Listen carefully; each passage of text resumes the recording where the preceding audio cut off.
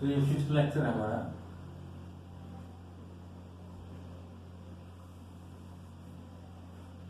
तो मृदा कैसे बनती है इसे 4th लेक्चर में हमने स्टडी किया था। मृदा एक है क्या, मृदा एक हमारे पास मिश्रण है। किस चीज का मिश्रण है भाई? कहता मृदा मिश्रण है। देखो अभी थोड़ी देर पहले निर्माण हुआ था तो खनिज लवणों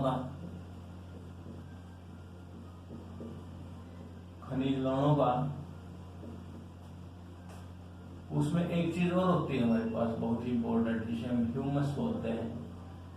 ह्यूमस है क्या वैसे? ह्यूमस है कि जो हमारे गले सड़े पेड़ पत्ते वगैरह जीव वगैरह छोटे छोटे टुकड़े जो होते हैं उसको हम ह्यूमस बोलते हैं। एवं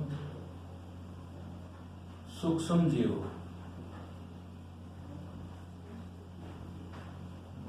सूक्ष्म जीवों का मिश्रण ही मृदा है।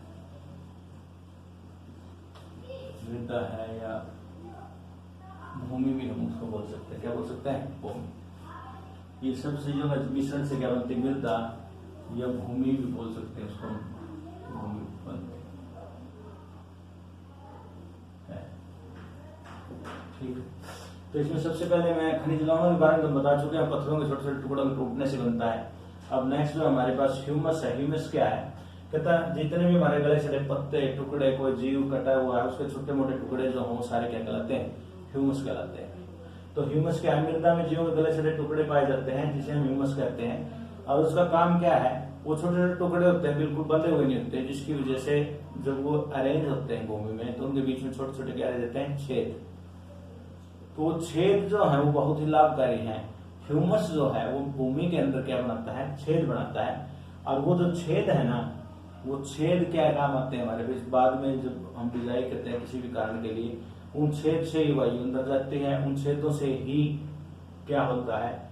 जल भी अंदर जाता है, भूमि के अंदर जाता है।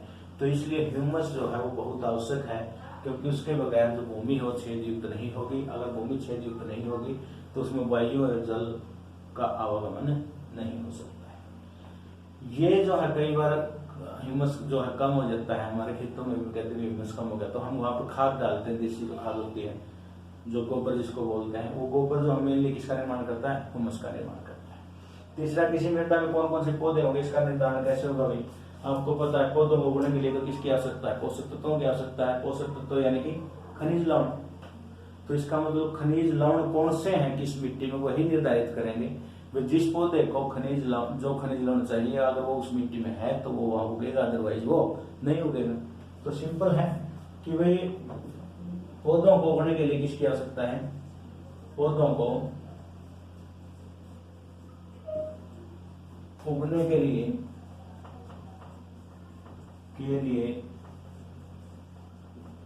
पोषक तत्वों की आवश्यकता होती है,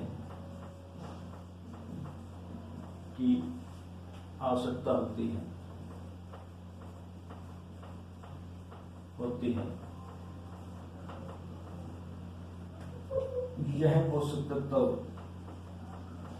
पोषक तत्व अर्थात खनिज लवण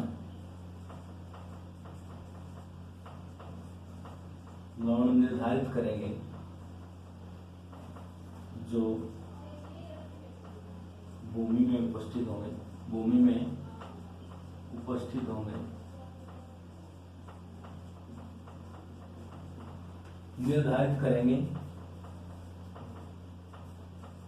निर्धारित करेंगे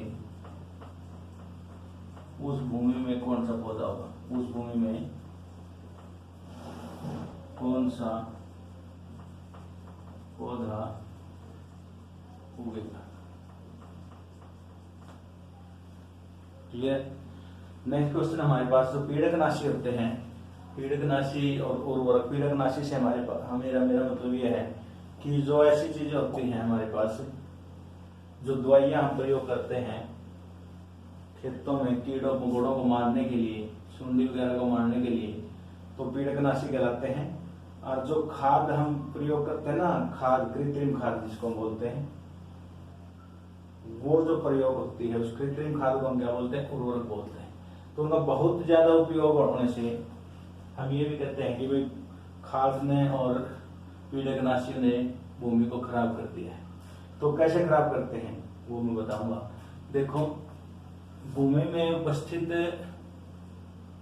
जो सूक्ष्म जीव है, भूमि में उपस्थित जो सूक्ष्म जीव है, सूक्ष्म जीव वो पोषक तत्वों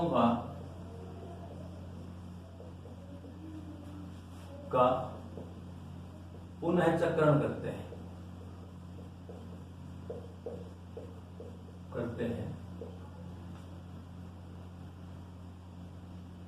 केंचुए वगैरह जो छोटे जीव होते हैं,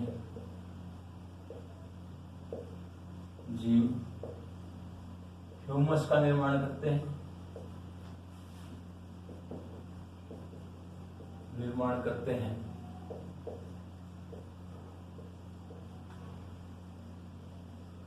अधिक मात्रा में पीड़कनाशी का उपयोग, कीटनाशी एवं उर्वरकों का उपयोग इन जीवों के लिए हानिकारक है। इन जीवों के लिए हानिकारक है, अर्थात इनको मार देता है।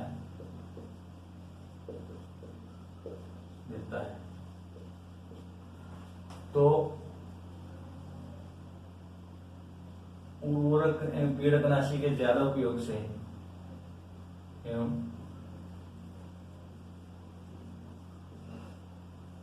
के उपयोग से जो काम ये करते थे सूक्ष्म जीव और केंचुए, वो बंद हो जाएगा। यानी कि पोषक तत्वों का पुनः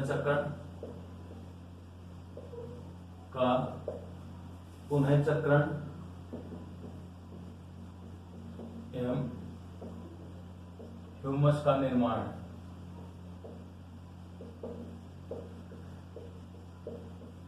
बंद हो जाएगा या कम हो जाएगा, और भूमि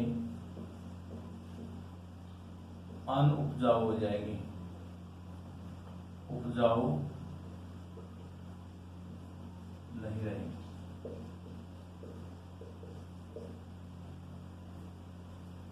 तो इसलिए पीड़कनाशी और उर्वरकों का प्रयोग करना चाहिए, कम करना चाहिए। नेक्स्ट हमारे पास क्वेश्चन है, भूमि प्रदूषण क्या है?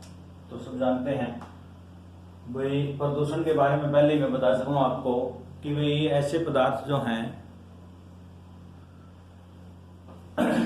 मतलब अच्छे पदार्थों का भूमि से या किसी भी जगह से निकलना और हानिकारक पदार्थों का मिलना ही प्रदूषण कहलाता है। तो यहाँ भी ऐसा ही है, हानिकारक पदार्थों का मृदा में मिलना और उपयोगी पदार्थों का मृदा में कम हो जाना, ठीक है, भूमि प्रदूषण कहलाता है। उससे क्या होगा, जो कि मृदा की उर्वरता को कम कर देगा, भाई मृदा की जो उपजाऊ शक्ति है उसको कम कर देता है। दूसरा और क्या करेगा, उसमें स्थित जैव विविधता, जो अलग अलग प्रकार के जीव जो उसमें पाए जाते हैं, वो जीव अब उसमें नहीं होंगे, क्योंकि जो चीजें उसमें कम हो गई हैं तो उस कम चीजों को चाहने वाले जीव अब मृदा में नहीं हो सकते, ठीक है।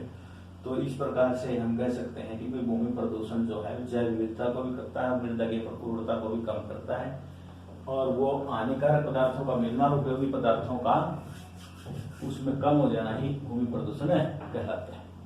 इसके अलावा इसमें एक छोटा टॉपिक और हमारा बचता है जिसे हम कहते हैं मृदा अप्रदन। तो मृदा अप्रदन जो है वो क्या है, बता दीजिए एक बार मेरे को, और वो कैसे होता है? मृदा अप्रदन क्या है?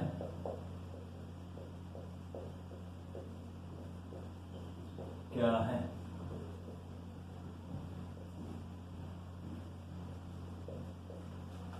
कैसे रोका जा सकता है इसे?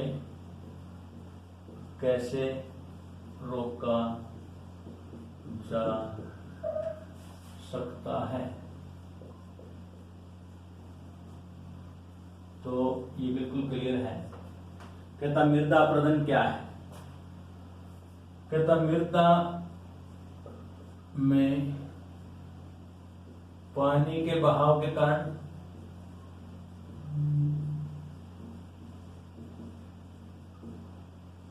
या वायु के तेज गति, तेज प्रवाह के कारण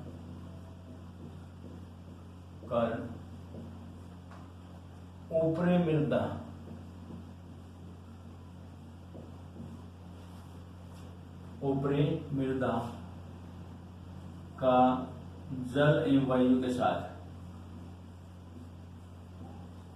के साथ बह जाना ही मृदा अपरदन कहलाता है। मृदा अपरदन कहलाता